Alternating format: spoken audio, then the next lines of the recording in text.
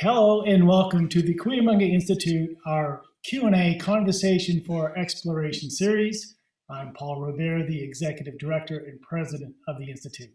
And along with my wife, Laura Lee, the Director of Research, Education, and Outreach, we want to thank you for joining us today. If you're less familiar with the Cuyamonga Institute and who we are, we're an independent, nonprofit anthropological research organization that's committed to expanding consciousness through the ancient practice of ecstatic trance postures, and it was the insightful work of our founder, anthropologist Dr. Felicitas Goodman, who found the clues and revived this practice. She searched for the oldest evidence available, which she discovered in the world's collection of prehistoric and indigenous art, and decoded these selected artifacts as ritual instructions. And as part of our mission to expand our own experiential research with the multidisciplinary understanding that's available to us today, and inviting researchers and scholars and authors of parallel research in related fields to help broaden the scope of our own work and exploration. So I'm going to let Laura do a little bit of an introduction. We're going to dive more deeply into Hamlet's Meal in a future segment, but it was one of the first books in the 1960s, authored by Hertha von Deschend. Her picture is up there. I always like to celebrate women who make breakthroughs. And she was looking at ancient mythology and finding that, you all know the Lion King story. That is the story that Shakespeare so beautifully put in the play Hamlet. And of course, Shakespeare was an English lit major with a lot of art history, loved Shakespeare courses. So Shakespeare took his plays action from ancient mythology. And one of them was the story of Hamlet, you know, the son who loses his father at the hands of his evil uncle, who then goes on to marry his mother, and he has to go and do the vengeance thing and all of that. The Lion King is that story. So when we were in London last year, we had to go see The Lion King. Besides, it was also my favorite production. Who put those costumes together. I love her work. But here it is, such a classic story. So Hertha was looking at this basic storyline of the son's vengeance on the uncle and finding this all over the place. And it then struck her where she started to see that this was also an astronomical story of the world tree, and that it had roots deep, deep, deep in time. And then voila, we started to see the astronomical roots throughout mythology, across the board, and looking at mythology as a keeper of the knowledge of ancient astronomy. And I remember, next slide, a wonderful interview that we did with William Sullivan on The Secret of the Incas, where he was telling us the same story, that constellations of old were different configurations than we see today, but they were really characters for the sky watchers who would watch, for example, the llama dip its tail, or the fox dip its tail in the great river, and or Persephone going to the underworld, or Osiris for the Egyptians going to the underworld. That's when the constellation Osiris was no longer visible. It dipped below the horizon, but then when it rose again, that was the resurrection. So deep, deep stories that were told by the choreography of these various characters noted by their constellations and their annual trek across the sky and their movement up and down and here and there. It was this pageantry that was being followed, and it was encapsulated with mythology or even old folk stories, and again. And so we were talking about this with Christine VanPool, and she's got some real demonstrations of this in the Mayan and the Mississippian cultures, the cultures that she follow with Cam McConnell, one of her associates. And so we wanted to also tell you this story. We wanted to demonstrate how much astrology, anthropology, and astronomy ties together and is replete for our ancient cultures, and still shows up as remnants in our modern day culture. And so it is still here with us. It's still there. And the more that we understand that connection between the two, more that we can truly understand the worldview of our ancient ancestors and appreciate their wide generation after generation after generation of tracking the stars, the planets, all the bright objects in the sky, the dark objects in the sky, the Milky Way, what it meant to them. And also, it's so interesting, but we have to also understand this to understand our own spirit journeys, because so often we are shown these geometric patterns. We're out there in the cosmos, hanging out. We're there, this relationship from earth to the heavens again and again. I think because it's so deeply embedded in our DNA, in our collective unconscious, in our ancestral memories, it's there. So I think this is so key. And I also want to say that our whole radio career was all about tracking this very ancient cultural commonality. We were looking for it here, there, here, on every guest that every field that we could bring in for this. Right. And I think that we're now hitting on the mother lode with our direct experience of this. I think that it's all coming together again. And so let's look at this from the archaeological and anthropological guests that we have next.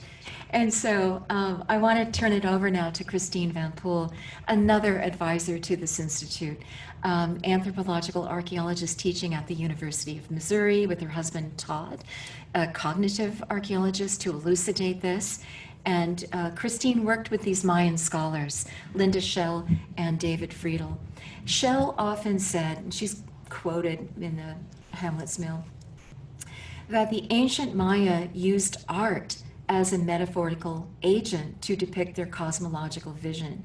Their astronomy shaped their mythology and their iconography as an expression of their science. And that she felt the world tree, one of the oldest motifs in Mayan myth and then world myth across the board, was a description of this intersection of the ecliptic with the arm of the Milky Way. So this is exciting stuff. This is all putting the pieces together. And Christine, welcome. I want to also welcome Cam, who you will introduce. But good to have you back. You've been telling us so much about how your work showcases and highlights and illuminates our work. It's a pleasure to have you back here again today. Thank you. As always, it's a pleasure to be here, and I thank you, Laura and Paul, for having me again. All right, here we go. Anyway, so one of my favorite authors is Anthony Wallace. He wrote a lot on religion and also on myths, and he asked, what is a myth? So basically, it is a code. It's a code that contains statements of the pantheon and cosmology. It contains the myths, which chronicle the activities of divine beings, particularly at the time of the origins of things. It contains the moral injunctions of prophets and gods. Myths, and I would suggest for much of the work we're doing with Cuyamonga and elsewhere, myths also describe the supernatural community which man must interact. And so that's kind of our old classic definitions of myths in anthropology. Pulling forward into a modern context, this is the textbook I used for one of my classes by Pamela Morrow. Things we call myths are narratives that are true and sacred. And I really like Brian's talk about King Arthur. Yes, in this term, anthropologists today recognize that many people worldwide consider their origin stories and particular cultural heroes to be true and sacred. Often these myths are outside of historic time as well. Often at the beginning of time, they include origin myths, and they are core parts of larger ideological systems. They're really important to what we do within anthropology. However, and I mean this just as a respectful word, because I once went to talk about knowing the sky at the last solar eclipse, and I was with several Native American elders, and they were horrified I used the term myth. But this is a very problematic term. Many Native Americans do not want us calling their origin stories and other cultural stories myths. And Dr. Morrow in her textbook for my students blames Plato. I mean, might as well blame someone, right?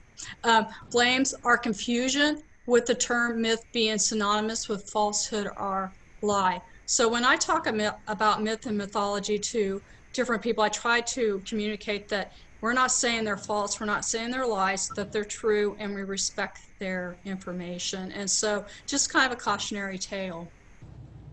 I couldn't help myself. As I was listening to Tony, I was thinking about the Aztecs. So when I did this lecture at Mizzou as part of a cross-disciplinary talk during the last solar eclipse, one thing we know from native North America and also the Maya areas is that when the sun is eclipsed or when it's nighttime is a very dangerous time. It's a time where monsters can come out at play. Sunlight and starlight keeps monsters at bay. And so for the Navajo that Tony mentioned, eclipses are very dangerous. They have to say a lot of prayers. They have to do a lot of rituals to keep the world protective. The same is true of the Aztecs, and Aztec cosmology is amazing. But they are so concerned with the sun, and they consider him an old man, a sun god who comes up and down every day, and is born in the sun is born of the earth in the east. He comes up every morning with warriors singing military songs. These noble warriors are the ones who died in battle or were sacrificed. These brave warriors turned into birds in the afterlife. His sun rays provided light and nourishment for humans, and they are also powerful weapons that keeps his sister and brothers at bay along with Venus. So he has other sisters and other things in the cosmos going on. I don't have enough time to go through all the cosmology of this.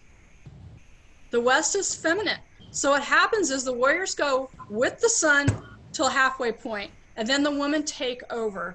From noon to night, the sun is accompanied by women, and I'm not going to pronounce this word because my Nahuatl is not very good, but they are the brave women who died in childbirth.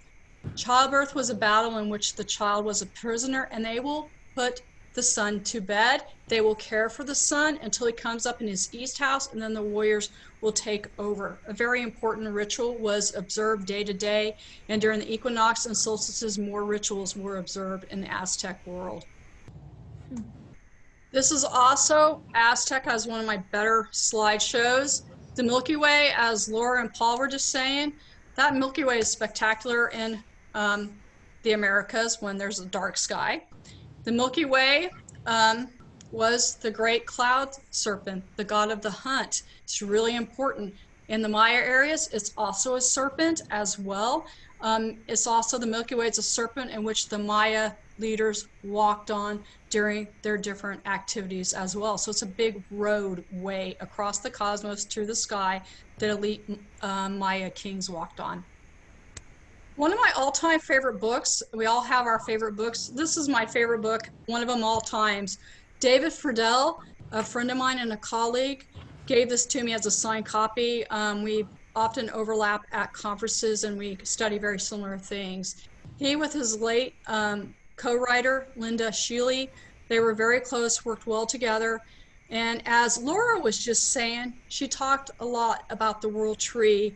There was an amazing sarcophagus at Palenque Temple in which we see it iconographically where the world tree is on it. And the world trees, as Laura was just correctly saying, reaches down deep into the earth, but up into the cosmos. And then you can go all the way into the heavens and communicate and talk with the various deities that are in the sky. We know them as constellations, they know them as deities. So that fits the old classic anthropology discussions of deities within a term of mythology. As well, the Maya shamans themselves are the world tree themselves. And I find it really fascinating because within trance state with Cuyamonga, I have spontaneously combusted into trees or something like that, turned into trees, where I do feel deeply planted in the earth and out to the stars. The Maya shaman kings knew that as well. This is really well put together in the Maya cosmos. And I do have it printed up. I just wanted to not spend a lot of time on it today because I really wanted you guys to get to know Cam McConnell. I've mentioned him several times during our talks. He's also looking at the stars and cosmology of the Mississippian world from an important archaeological stone called the Moundville rattlesnake stone, and he'll talk about it. It's called a disc. And so Cam McConnell's been working with me, but I'm guessing he's been working with me for 5 years now. He's a PhD candidate at the University of Missouri Columbia here. My husband's actually his formal advisor, although I do like to give Cam a lot of opportunities when I can. Cam, are you here? Yes, he is. Right Hey, here. Pam, and welcome. How y'all doing? Good. Doing great. I just want to say right off the bat that between Tony Hull and what some other people have said, I couldn't have got a better introduction for what I'm about to talk about. It seemed like you guys knew exactly what my presentation was and said, okay, let's write some stuff to basically set them up. All right. So that's really cool. Y'all did that. You know, it's really We neat. did our job. All right. Yeah, excellent. Yeah. Excellent work on you guys. Yeah. And I have roughly about 20 slides, all right, but I'm trying to get through them as quick as I can. Don't feel rushed. We're fine. All right, give me 1 second to pull up the share screen. Mhm. All right. This is the rattlesnake disc. And specifically, this is a disc that was found in the Moundville, Alabama area in the late 1800s and has been associated with the Moundville archaeological site there for going on a very long time now. There have been several people who have studied it over the years. I can give you some names and a variety of citations on it. Mostly the background that most people refer to as Clarence Moore, who talked about it in 1905, and Vernon Knight, George Lankford, David Dye, several others have talked about it over the years, right? And this particular disc is one of several that's been found. This is one of the ones that has probably the most iconography on it. My argument in a nutshell is that this is basically a calendar. This here is a map of the Mississippian culture areas, all right? We're talking about the southeastern part of the United States, all right? And Moundville, the site you see right here, if you can see my cursor, is a artist representation of that area, that time frame, and what it would looked at like roughly around 12th century AD. Some of the rest of this is iconography from that time period that came from that site. Most of the focus you'll see have been on things like thunderbirds, some type of hand-eye motif together. And I'm going to cover a lot of these kinds of things in this presentation and show maybe perhaps what some of those symbols might have meant. Here are some other discs that were also found. And 1 second. Some of these discs, specifically this one is referred to as the Esquina disc, the Willoughby disc here, and a Mississippian OG mouth culture disc. These are some of the examples of the type of discs that we have from that area. Those did not all come from the same location. Those came from various different locations around Mississippian culture. Let's see here. Here is a closer view of the disc itself. All right, you have basically two snakes that have been tied together. They're entwined with each other, and they circle around the outside of the edges. There's 17 bifurcations around marks around the outside of the disc, and you have a hand and eye motif in the center of the disc, right? And it's kind of ambiguous as to whether it's palm up or palm down. We kind of think the artist was trying to make it ambiguous, so we don't really know exactly what direction it actually was. On the back side of the disc, you have 3 concentric circles that go around the outside, and that's most of what we have to work with here. But on some closer inspection of it, we see some interesting things going on. One of the most important and most interesting things, as we notice, is that right here in the dead center between here and this eye, if this finger is lined up perfectly going due north towards the North Star, okay, this eye to this eye between here and here is in exactly a 60-degree angle. And I'm sure Mr. Tony Hull or Dr. Tony Hull could explain to you exactly why that's important, because a 60-degree angle tells you that points it directly where the sun will come up on the summer solstice. on basically June 20th every single solitary year. So if you were looking out of the horizon and you were looking due north, if you looked at a 6-degree angle where the sun will come up, that would be your summer solstice location where the sun's going to rise at that particular point at Moundville. And from that information alone, we can go, okay, maybe there's something more going on with this disk than just some pretty symbols. All right. Some other things that came up were these positions of these tongues. These tongues, if we're laid out the disk on a flat surface and looked at it from the position of seeing the center being the North Star and looking up at the cosmos, all right, as from a northern circumpolar position, these tongues end perfectly with the position of Vega and Capella, the two brightest stars of the northern constellations.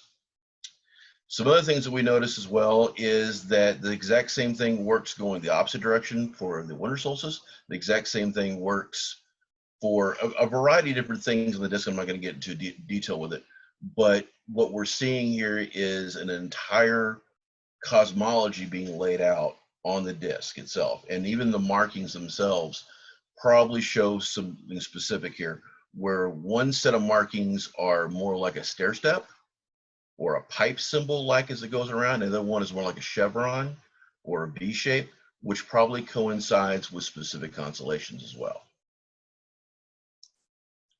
These are some common iconography we see from Mississippian culture. We see what is referred to as the petroloid motif, which is basically a flower petroloid motif where that notches around the outside. We have the swastika, which is a common motif we see across all kinds of cultures, but especially Mississippian culture, because that one, it denotes the movement of time. And I'm going to show you why here in a second. This is the eye surround motif, where the eye has a surround around it that goes to one side. It usually denotes some type of deity. OG mouth, which what we believe would be the center of the hand there, the eye symbol, the center of the mouth is OG mouth. The three-stripe pole, which I argue is the axis mundi, or specifically the world tree, as we talked about earlier. Again, the hand-eye, and finally the we have here the thunderbirds, or perhaps what could be the feathered horned serpents as it goes around a center point or the center pole location, or perhaps going around the North Star. The path of the souls is probably the most important aspect when we talk about the Native American culture, or pretty much, well, let me just say Mississippian culture, because in amongst the mythology, there is a path, which usually is the Milky Way, that leads to a particular door in the cosmos to basically, this is the path of the location to where you go to the spirit world. And this, I argue, as many authors also argue, Stephanitis, George Langford, and others argue that the Milky Way represents that path of the souls as it moves in the direction of leaving. The Big Dipper itself, though, we see this being used as a symbol for the movement of time. And the reason we say this is because if you watch the night sky and you look at the position of the North Star, that star is not been in that exact same position for very long, only for a few hundred years, right? But over like the last 15 to 1600 years, that position with the Big Dipper going around it as it moves around is probably the reason for the symbolism of that swastika itself, because every night that the Big Dipper moves around the North Star as it goes, all right? So therefore they're symbolizing the movement of time, or the wheel of time as it moves. We talked about the axis mundi a second ago. We talked about it in the class as well. I mean, in this class as well. The Maya and the Norse also do the exact same thing. They defined the axis mundi, the center of the world tree, the pole, the center of the universe that everything spins around. In the shamanic worldview, the earth is basically like a flat plane, and in the center is the axis mundi, the world tree, everything moves around it. we see this symbolized in a variety of different iconography and motifs. And the three-striped pole that we see in Mississippian culture probably represents the exact same thing. This picture down here is a representation of the exact same thing of the disc itself, the symbolism of the disc itself, the two snakes moving around, perhaps the center, which is the North Star. These two hero twins dressed as snakes moving around a center location. That's where I'm going with this. The door to the spirit world itself, we see on the three-stripe pole amongst Mississippian culture, perhaps an animal that is a liminal animal. Maybe perhaps this is the raccoon. We see this on the iconography quite often, right? He might be the guardian the doorway to the spirit world. We see the hand may be representative of a raccoon hand. That's, again, an argument that I'm making, but at the same time, it may or may not be true. And these are common motif we see over and over again. These are common iconographical symbols we see often, where we have the striped pole representing the center of the universe, right? The aspect of the axis mundi within this symbolism. This is a representation of the path of souls, the Milky Way, leading to the top of the world tree, where perhaps the trickster liminal spirit would stay, the door of the spirit world, hand and eye, and the world tree, of course, would normally point towards north. We see this in a variety of different Native American traditions, where the three-stripe pole, we see this in the Choctaw and Chickasaw traditions, where they point their pole directly at the North Pole, or right in their sacred pole in their traditions as well. This is the type of thing that I'm talking about, that the symbolism seems to match towards the idea of a centralized pole, which is actually money that points towards the North Star, that would represent the axis money itself, that would represent the direction where the spirits go and move towards the direction of the path of souls. You guys brought up earlier the location of the sun and putting rocks in positions, right? I believe that was Tony Holt talked about that. We see this in medicine wheels all over the Southwest, the Southeast, the Plains Indians, where we have medicine wheels laid out where it's obvious what's going on is that they're marking locations in the sky. They're marking angles specifically off the horizon where you see astronomical phenomenon, like the positions of the summer solstice, the equinoxes, perhaps the positions of Venus. Bighorn medicine wheels is also an example of this in Wyoming. And many persons have made these arguments as well, showing that their alignments that they're doing with the medicine wheels align to specific locations in the night sky. Now, getting to my specific hypothesis, we have an example here of two sets of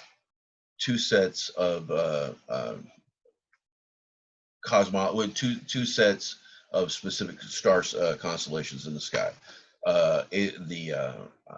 The Big Bear, or referred to as the Big Dipper, and Cassiopeia. It's my argument that this symbol here for the we call the Big Dipper, they might refer to as a calumet or pipe, or they might refer to it as some type of stair step or something along that nature. And Cassiopeia, which is some kind of like position like a V or a W, these two positions would represent the two snakes that are moving around the center location of the center location of the North Star, or the path of souls, where it leads the doorway to the spirit world. And they move around in counterclockwise positions as they move every night and go around. And we see on the disc itself the same positions of the Big Dipper with this head and Cassiopeia with this head. We have Vega and Capella, the ends of the tongues, and the exact same positions of this star chart here.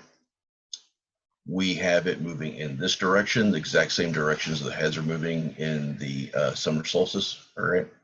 And we have the positions of the hand as well. As long as we have lined this up perfectly, that figure moving towards the North Pole, we have that perfect 60-degree angle, and that gives us literally the position, or we would find the sun on the azimuth, on the plane of the horizon, 60-degree angle where the sun would rise in the summer solstice, June 20th, June 21st. And then something else that I think is interesting that Tony Hull brought up is that it's not just one day. We would probably make the argument it would be closer to 5 or 6 days, which would represent maybe perhaps the 5 days of the 5 fingers of that hand that's on the symbol of the disc itself. And that would define the 5 days that they would celebrate their busk or green corn ceremony amongst the Cherokee, the Choctaw, Chickasaw, and other tribes as well, the time frame of the beginnings of the first corn. So this would in reality be more like an Advent calendar.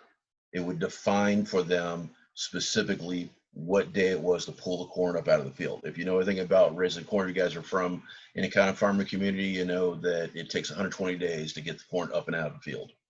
And by that information alone, we can say that, hey, perhaps they might be going for 2 harvests. So if they have an exact information of when that day is, to be able to note on the calendar what day it was for the green corn ceremony, they have an exact time they have exact position in space-time to know exactly when to pull the corn up and when to plant again, which is incredibly important if you're agricultural civilization, like we expect, what we believe the Mississippi culture was in on the entire SCCC area. And when to celebrate. Exactly. Here we have the 2 sets of symbols. We have the Cassiopeia on one side. We have the Big Dipper on the other. We can see the symbolism that looks exactly like, again, very symbols we see going around, all right? We have these symbols going around this direction. The 2 different snakes intertwine each other as they move around.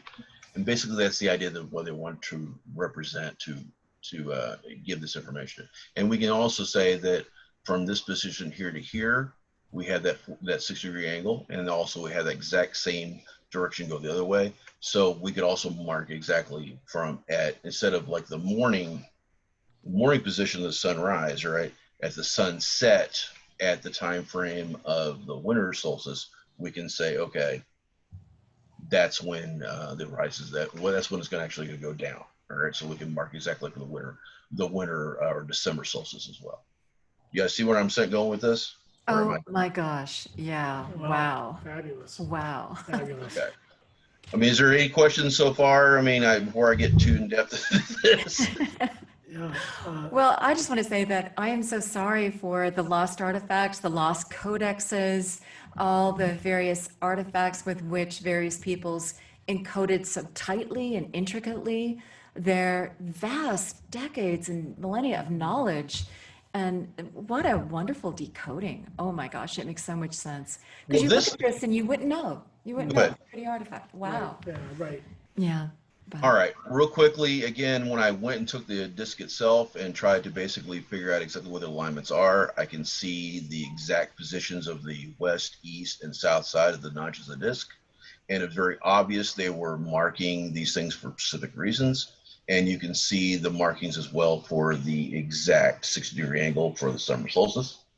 Also, it looks like, or appears that because of the position of Polaris at that time frame, because of it wanders, the position, the North Star position wanders over a period of time due to the wobble of the Earth, that for whatever reason or other, the entire symbols within the disk itself have been shifted by 9 degrees. And there's a reason for this, because at that time frame, possibly when this was created, the North Star was shifted by 9 degrees. All right. So that should give you an idea about how precise the symbolism we're talking about in the artists that came up with this. All right. Wow. Good heavens. Unbelievable. Yeah. Okay.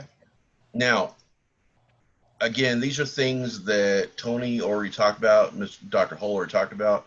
So I'm not going to go too depth about specifically about the sunrise and sunsets and the whole solstices, other than to say that what I'm looking at specifically is exactly what we talk about, the position of the azimuth of the sun as it goes around, right, whether on one side or the other.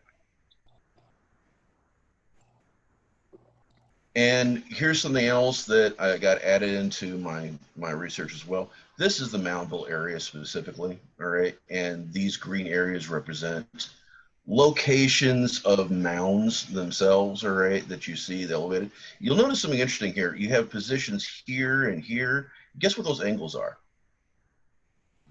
They're 6-degree angles, all right, between those mounds. Now, if that is accurate, what I'm arguing here is that more than likely, perhaps, all right, and again, I'm not holding fast to this, that they were added, these mounds were put up specifically for the purpose of astronomical observation, all right? Okay. Now, that's not to say they whipped out this disc every single solitary time they're trying to do this, because more than likely these things were bundled. These were things were kept as sacred items, right? But they codified this knowledge within the tribal structure, within the civilization's structure, so they could like use this information later and know specifically when the solstice is. Because when you have your shaman or your religious expert gets up on one of the mountains and looks at the other mountain, he can see exactly, oh, that there is where I need to by the information alone, I know exactly when the solstice is because it's coming over that mound.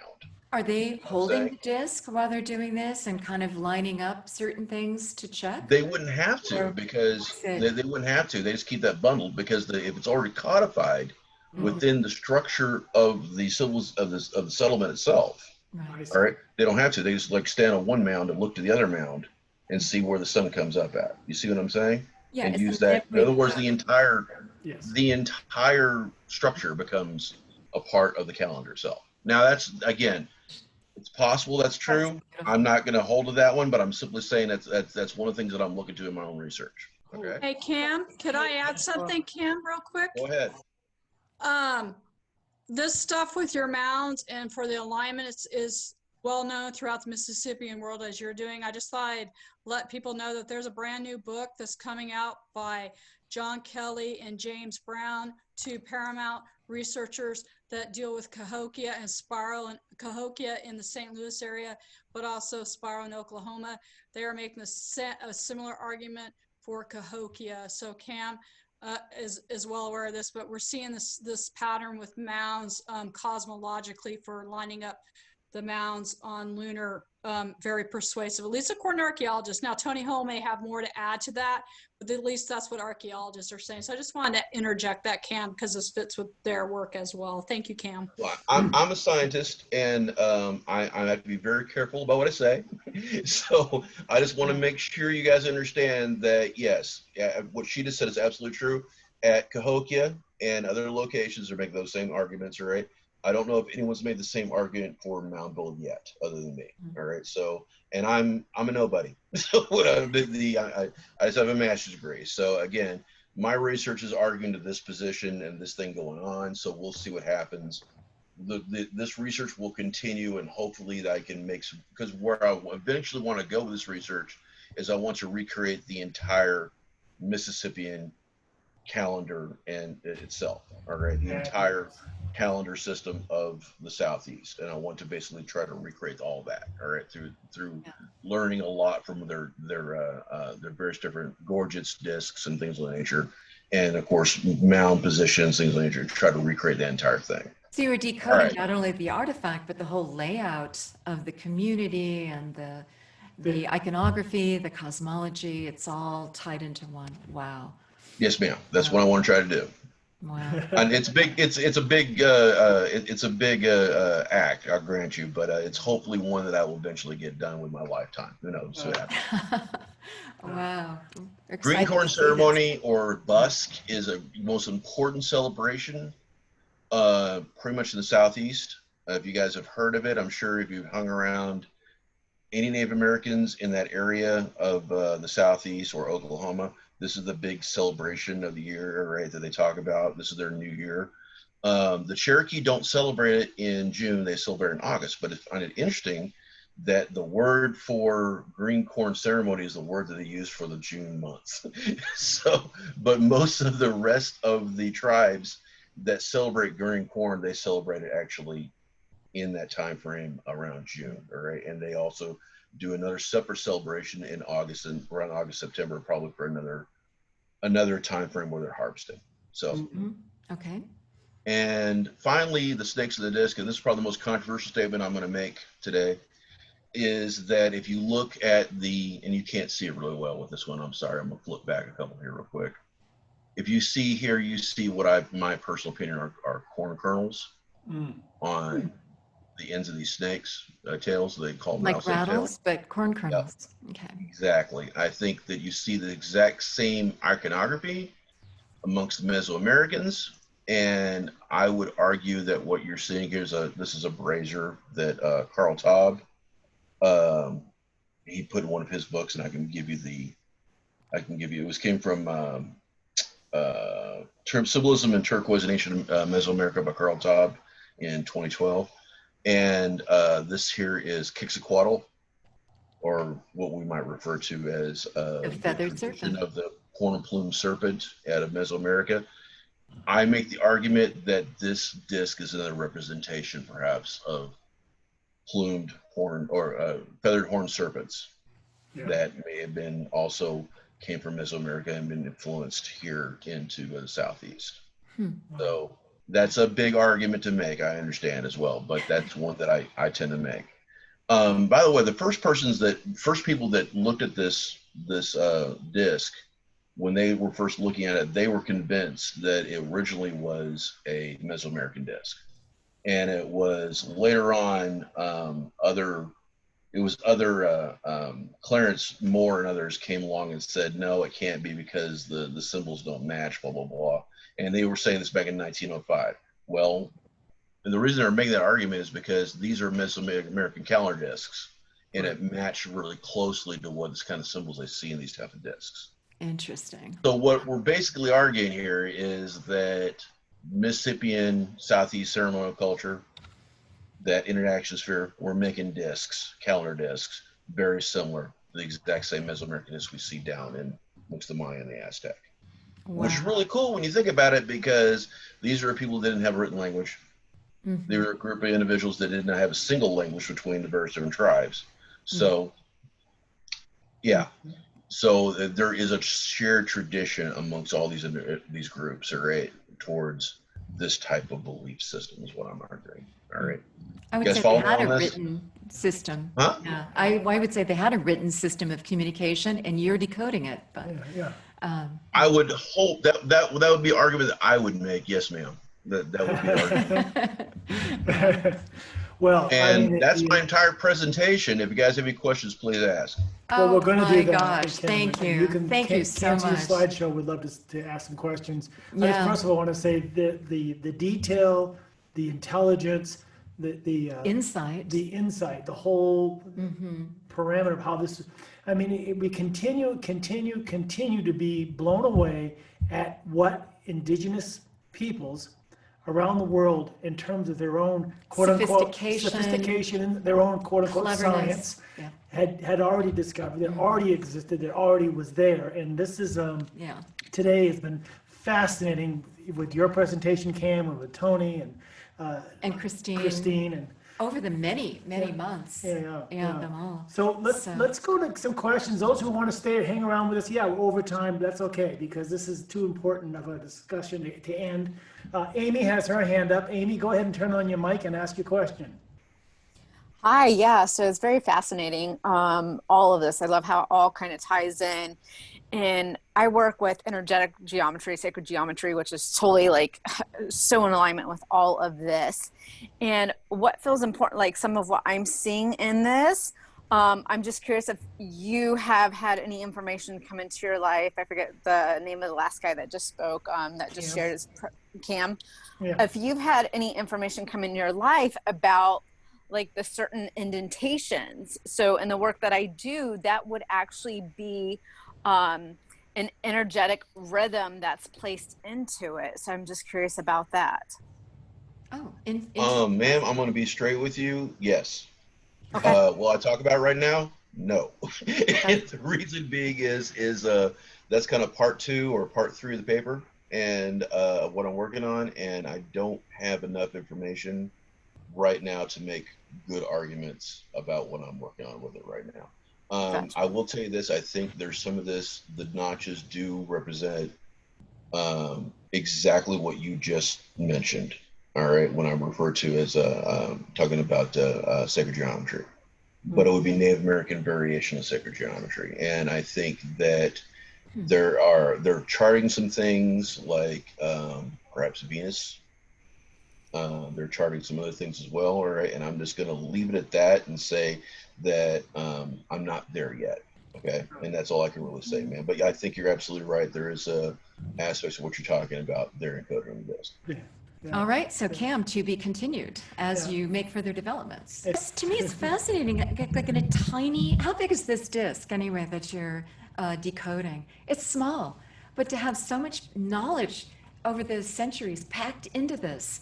And how long do you think they had to be watching the sky? How old do you think this tradition is, Cam, for them to put it so compactly into an artifact like that? Or their I think we make a mistake. I think we make a mistake 9 times out of 10 in archaeology, where we start thinking that we start believing that cultures exist independently from each other, Right. where we have a situation where Mississippian culture is a single concept, Right. or or Cahokia is a single location, or Moundville is a single location that isn't influenced by other locations, or that we view Mesoamerica or any of these other groups like that. I think that there's always going to be ongoing knowledge that comes from other locations, and of course they're going to build their own. And I think that one group builds on the next, builds on the next, builds on the next. So and to they had a say vast trade group as well, so they were exactly, in this is, contact.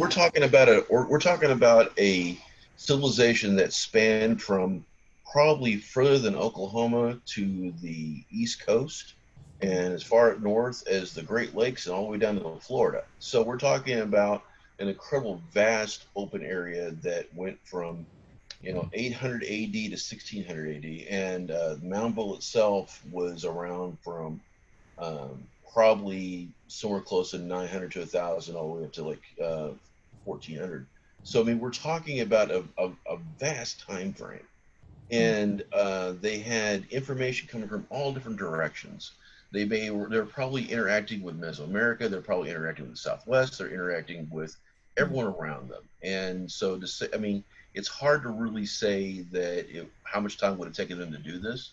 But I think that, yeah, we're talking about a tremendous amount of symbolism, a tremendous amount of information encoded into a single symbol. Yeah. That's what makes it, in many ways, the more they've been impacting into the symbol, it makes it more sacred to them, right? Because they can codify it and make it so beautiful and make it so make it work so well for them, all right? And those types of things are the efficacy, the beauty of what they're doing, all right, it adds more to And a shared language, because it looks like it was a cultural, like a monomyth, one culture through time that spread out and differentiated, but carried that basic theme with them. Yes, So it really kind of points to a unification across the globe of these same kind of precepts, loosely.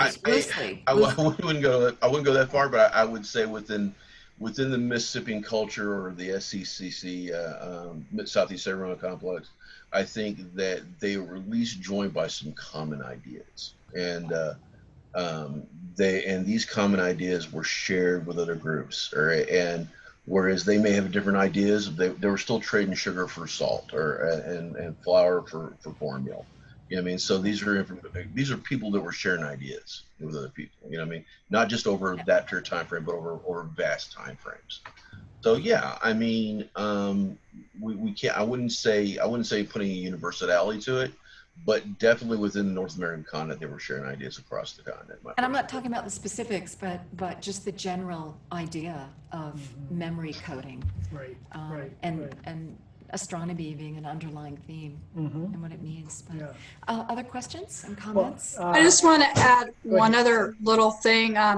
my own work with the Costas grandis iconography and several publications, I also suggest the horn-plumed serpent is a maize serpent. He's all about maize, and that's also after Carl Talbot as well as Cam mentioned. So there are a lot of sharing going on the North American continent and into Mesoamerica. Lots of sharing. Probably the corn seeds, because we know genetically it was domesticated in Mesoamerica, and then it gets up into the Northeast, and it had to be passed through hands to get from central Mexico all the way up into the Northeast. So that means there are all kinds of mechanisms, and many scholars today are suggesting that the horn-plumed serpent in calendars is one of the ways that they're coming through these areas. But anyway, thank you, Cam.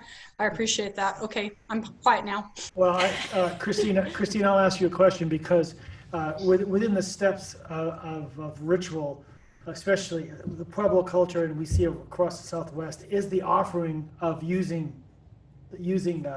cornmeal. Yeah, cornmeal, maize, absolutely, and sometimes corn pollen as well. Yeah. Yeah, the corn pollen. So well, maybe elaborate on that just a bit. So now, I guess, with all the drawings and the connections and what we're seeing, this is the explanation why. I mean, it's so. Well, think about the hybridization and the science that went in to combine this plant with that plant, and from stalks of grass we get the grains. Yeah, the teosinte, which is the vegetables, were all hybridized by our native ancestors. Absolutely.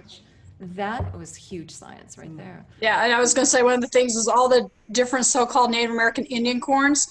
One of my late colleagues, Linda Cordell, did genetic studies, and it looks like the different Indian grasses are basically, these highland grasses are pollinating and interacting with different grasses in each area, and that's how come we are seeing the different maize corn cobs. Hopi has blue corn, Zuni has sweet corn, and you get these different ears of corns, and it has to do with how it's actually being generated genetically, which is really fascinating to that, Laura, with that science. But I could just talk all day about all this as well, as could Cam, but I'll behave. See, Tony asked. I just wanted to say something real quick. I mean, I didn't want to come off as short to. I think I was talking to Laura earlier. Yeah. I didn't mean to do that. It's just there are things here that I cannot speak to yet, because I just don't have the evidence in hand yet. All right, and I have things that I'm fairly. I appreciate that, and I respect that. Yeah. Well, you but know, not being a scientist myself, I can say it. I can make a conjecture all day long. Yeah. So but she's hitting on something that absolutely, that I'm looking at 100%. Well, you know, very intriguing. Laura has a history of pushing the envelope. That's part of her questioning. That's what she does as a journalist. So that makes it fun and exciting, and scientists, it makes scientists squirm a little bit. Yeah. I can ask a question. We make the scientists squirm a bit sometimes. It's our job. Yeah. Well, you're asking that question. You're really going to ask me that question. Tony wants to know, Cam, he says, curious if Mark Allen's work is relevant to your findings. I was trying my absolute best to get my computer to let me look up Mark Allen real quick, and I have yet to be able to get there. So, don't touch it. It's okay. Don't do it. We'll lose. Later. Okay. You have to come back again sometime and talk more with Christine and Todd. Maybe Todd on. And on another topic, Amy was asking about the placement of the stick and the rod on the land, and how was it chosen? Was there an energy element to it at the Institute, and how we did it? Practical. Well, practical, but then again. But you ritualized it. I'll answer the question. Okay. So practical, but within the confines of how we're working on land that is definitely considered sacred, even though if you talk to the Pueblo people, all of the land is sacred. It's not one specific spot. Yeah. You can over here is sacred and over here is not. It's all sacred. But when you look at that, and you take the approach of the indigenous people of the area, you do speak to the land. You do have you try to be sensitive to the fact that you're doing things. But we already had started an area on the land that was set aside as ritual, both with the dance court, with the labyrinth, and then of course adding the gnomon in the same space. Not only made sense logically, but it just even ethically and spiritually, it made sense that this is the place and the placement it should But I be. mean, there's artifacts replete. We had an ethnologist walking along and picking up a stone that was part of a path edge and say, oh, look at the grinding stone. This is an old grinding stone. So. I think, I'm not getting a lot of hands up, so I'm having a feeling that we filled everybody's container up really well. This Okay. but you know what, Cam, with you and Christine. I have Barbara Handclau's Oh, yeah, ending too. statement to read. This would which be a is kind good of one to do. solstice This is like blessing. an ending But, blessing. Barbara Hand-Clow has But been give everybody one more chance to comment, and then you have to stay on after this and thank all of our speakers today, Okay. because this was fascinating. Yeah. So, and we also are taking suggestions for topics, for people, for your own interesting stories, your favorite books, and why. We have a lot of conversations to have in 2021 in this forum. It's going to be exciting. We really try to pull it all together to examine in the largest possible context who we are, where did we come from, where are we going, and what's it all about here anyway? Right. How do we navigate our world, our changing world today? And we take heart in the fact that our ancestors were also dealing with climate change. Think about it, from the end of the last ice age to this interstitial warming period, and we don't even know what's ahead. They were navigating and preserving their knowledge in such clever ways, and I think also embedded deep in our own DNA in ways that we can tap into today and directly, which makes it so very exciting.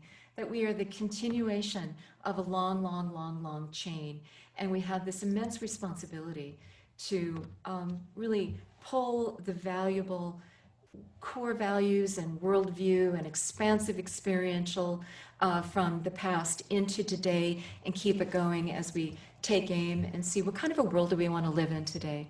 And the storytelling that we do, the understanding of our world, to understand that we are not at the pinnacle in this roller coaster ride of history. We're really not at the pinnacle. We have so much to learn and so much to course correct as we navigate forward, and really collectively shape our world and find our voice and add our voice to where we're going. So it's such an exciting time to live.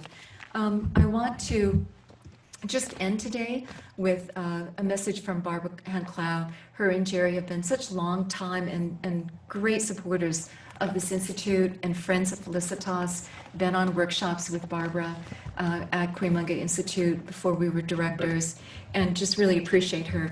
And she writes, consciousness and reality are two inseparable parts of the same matrix.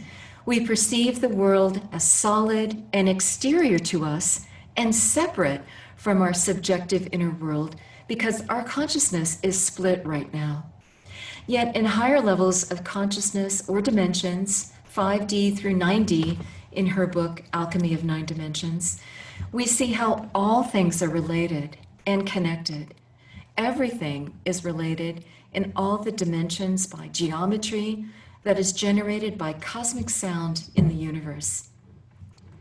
Yet as we live in our seemingly solid world, 3D world, things filter down to us through 4 dimensions and seem to be split into good and bad. Yet when we perceive in higher dimensions, we experience oneness, seeing, feeling, and understanding how everything resonates with everything else. When societies are advanced and people are in oneness, we create and communicate with the primordial logos, the 6D geometry that connects all that is. Through time, we experience cycles of resonance and cycles of duality according to the cycles of the 25,950-year-long Platonic Great Year. After the fall of Atlantis around 12,000 years ago, we fell into deeper and more controlling duality, yet now we are rising again into cosmic resonance. So what can the individual do to pull out of the duality and attain oneness? Resonate with the divine in your heart. Immerse yourself in the geometrical matrix in our world. Meditate with the cosmic sound. Quiet your mind to know the divine, and study the unfolding cycles that are bringing us all back into oneness. Celebrate joy and peace with this winter solstice. Blessings, Barbara. Yeah. That pretty much sums up our journey today, doesn't it? Really, to know that our ancestors knew this, experienced this, left us signs and notes, importance and signals and clues. Yeah. And so many of the folks who have shared with us today are busily decoding this Yeah. and helping us to understand and greatly appreciate not just the wisdom of our ancestors, but as they were doing, they were celebrating this beautiful, majestic universe in which we live. Right. They were celebrating the web of life. They were celebrating that we can know and experience the all so directly. And that's what Felicitas Goodman also gave us an avenue, a portal, an opening to do as well. So we want to thank you all for being with us today. We want to thank Brian Jennings, who you will hear in depth next Sunday. And Donovan, you'll have your report next Sunday. We'll fit that in. Beautiful. And we want to thank Tony Hull, astrophysicist, for helping us understand and appreciate Dr. Hell. that journey around the sun's trek across the sky and what it means to the ancestors. And Dr. VanPool's. well, yeah, I was going to get to that. John Matthew, you'll hear him in depth in 2021, Celtic mythologist. And Christine VanPool and Todd, her husband, and bringing to us Cam McConnell today and all the work that you're doing. And you have lucky, lucky students, I want to say to Christine and Todd, for just illuminating the way that you do and bringing to life all this ancestral wisdom and joining in the mystical aspects as well as the science aspects as well. Cam, your presentation was brilliant. I had no idea. Christine said, we have a surprise for you. I'm going to bring in this guy with this, yeah, wow. So thank you for that.